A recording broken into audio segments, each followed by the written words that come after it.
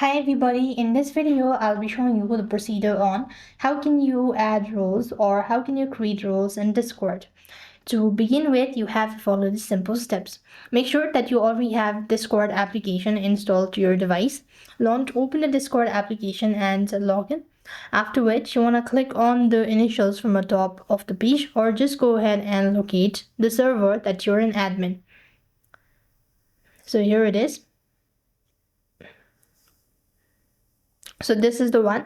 Next, you want to click on the server name and then go to the gear icon from the bottom of the page and scroll down, and there you have these roles section, right? Now you want to click on the plus button in order to create a new roles. Now give a name, color, all that, and click on create. After which you want to go ahead and make sure to enable the permissions as well. If you're sure about it, you could go ahead and select it so, and then make sure to enable permissions for other people as well as add members that you want to, and click on finish. And as you've done it, so you've successfully created roles in your Discord or added new roles. I hope the video was helpful. Make sure to like, share, and subscribe. Thank you for watching. See you in the next video.